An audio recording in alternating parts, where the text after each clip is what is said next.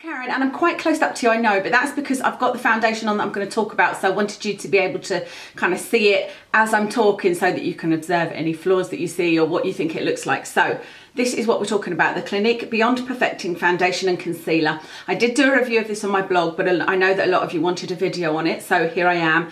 I'm really enjoying this so far, and you could be confused for wondering what my opinion of it is. You'll also be confused by my different hairstyles because I've had my hair cut, but I've still got a couple of videos uploaded with my long hair. When I first used the samples, I loved it, and I was saying how lovely it was, and I thought it was brilliant, and I was going to go and buy it, and I went and bought this. And then I was saying in another video that I wasn't sure because I'd watched myself back on a video and there was just something about it I didn't like, but I figured out what that was, and it's because, well, A, I sometimes put too much of this on and it can look cakey if you put too much on, and B, it wasn't really the foundation because I used another foundation and it looked the same. It's because I've got a lot of freckles on my nose because of the sun, and I know that people will love freckles, but it's how you feel about yourself, and I don't like it when I can see the freckles on my nose. So that's what it was. It was actually nothing to do with the foundation. So I've got my trusty spreadsheet, of course, with my kind of notes on it. So what I'm going to do is tell you the basics, you know, the price, where I bought it, how many colours there are, that kind of thing. And then I'll read you the claim, and it's quite a big paragraph for the claim. It's this here, and I'll tell you what I think of those claims, and then I'll just give you a few notes at the end. So it's called the Clinique Beyond Perfecting Foundation Plus Concealer. So that's the kind of key. It's got concealer in it, and the idea is you don't need to use concealer. It's £25, so not too bad for a high-end foundation, because they can be, you know, £31, £32. So £25 is not too bad. You get in it, if I can read it, 1 fluid ounce or 30 ml, so about average. The packaging is in a glass bottle, which is good. It's got this doe foot applicator, which I know that some people, I've seen people reviewing this and saying they have a problem with this doe foot applicator because of bacteria. I'm not really sure what they mean by that, because, you know, you use a lip gloss, you use a mascara, you dip the wand in, you dip the wand in for your lip gloss, and you're going to be putting foundation on to clean skin, aren't you? And then putting it back on here. The times I would think that this would be an issue would be if you are a makeup artist and want to use this on other people, then that's a problem. But all you would do is take this out and use disposable ones. Maybe you can't buy disposable ones of the right size. And the other thing is if you've got blemishes, but if you've got blemishes, the same would apply whether you're using a brush or a sponge. Whenever I used to have very, very bad acne on my chin, and I would then apply my foundation to my whole face with a brush or a sponge, and then I would just use my fingers for my chin, because I'd make sure I washed my hands before, washed my hands afterwards, and it was the only way to be kind of bacteria free, if you like. So if I had blemishes on my chin, I wouldn't use the little doe foot that comes in here. I would just take it out, put a bit on my hands or put a bit up here, and then sort of bring it down, you know, something like that. So I don't have any issue, and I actually think it's really much easier to apply with the doe foot. I bought mine in, now where did I buy it? Oh, Boots. I bought it in Boots, but you can get it in Boots and in Debenhams and any Clinique counter, basically. In the USA, I would imagine you can get it from Sephora. So let me read you the claim. So it says, a foundation and concealer in one for a natural, beyond perfected look that lasts all day. I find that a little bit, I find the natural beyond perfected a little bit of an oxymoron. I think that's a bit, you can't have, or not many people would have natural skin that looked beyond perfect, because most of us have got some kind of flaws that we want to cover up. And so I wouldn't say that this looks natural at all. So that's the first thing I would say. It doesn't look natural, but beyond perfected, I understand, because it's got the concealer in, and when you first put it on, like now, I can't see my flaws, which are, you know, red marks from my acne, veins around my nose, that kind of thing, freckles on my nose. So yes, beyond perfected. Lightweight moisturising makeup, covers thoroughly without clogging pores. So again, I wouldn't say it was lightweight. It's not a heavy, cakey foundation if you use it right, but it's not lightweight. Lightweight is like the YSL Fusion Ink or the Dior Nude, you know, ones that feel very liquidy. This one feels very thick. Let me show you what it's like if I put it on here. So can you see it's a cream. It's not a liquid, it's a cream.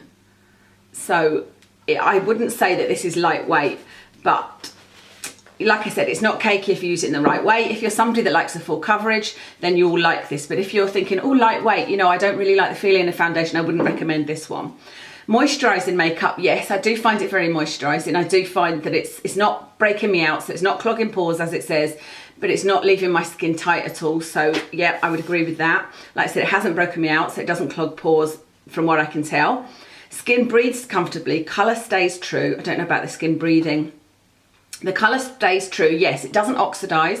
You know how some foundations do oxidise and change colour throughout the day, and especially I've got a colour darker than I would normally buy, and I'll explain about the colours in a moment. And with that, I would expect that sometimes on my lip it would gather and look a little bit darker, and this one hasn't done that, so I'm pretty impressed with that.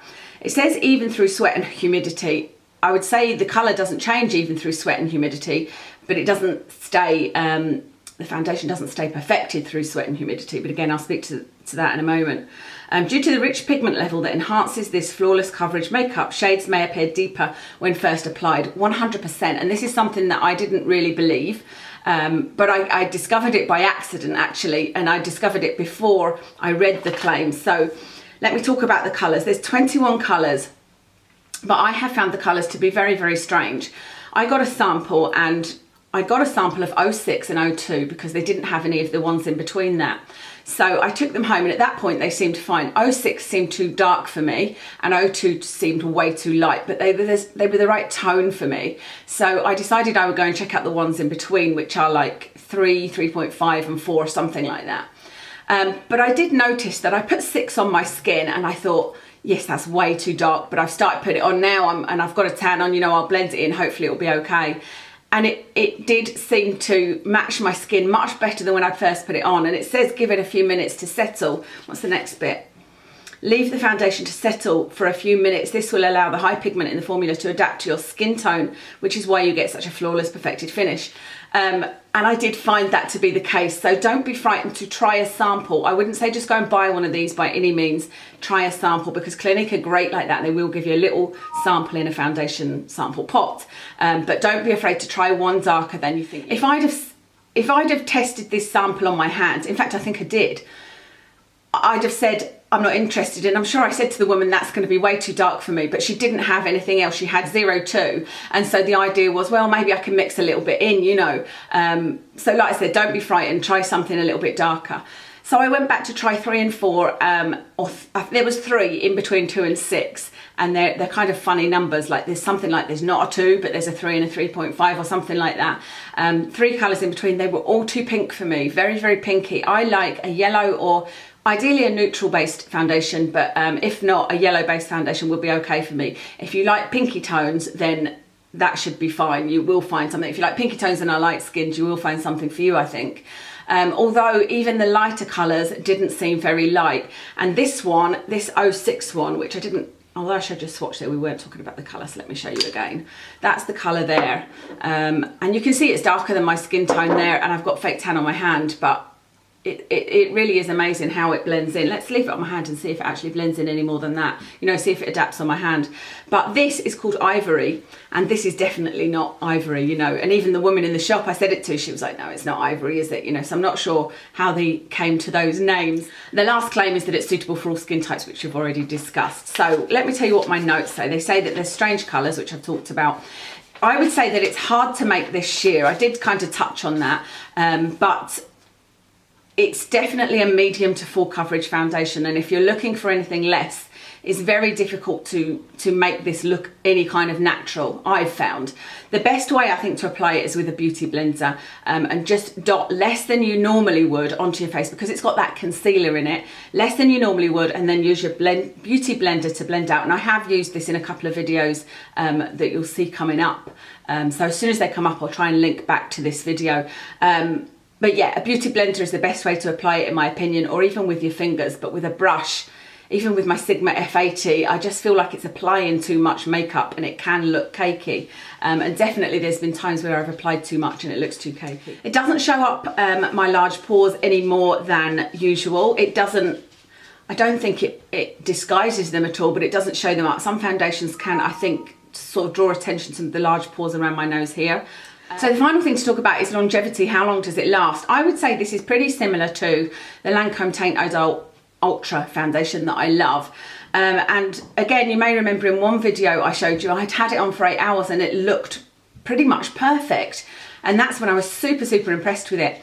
However, yesterday I was out and about, and I was walking around town, so I was out in the weather, in the wind, and I was getting hot and bothered, and you know, probably my face was sweating, or not visibly sweating, but you know what I mean. I was getting hot and bothered basically, and it definitely didn't last as well. So I wouldn't say that it's going to last well if you're just sitting in an office all day and you're not running about like crazy. But if you want this to be a hard wearing, you're running about everywhere, and it's going to last. I don't think this is as good as the Lancome Teint Idol Ultra from that point of view.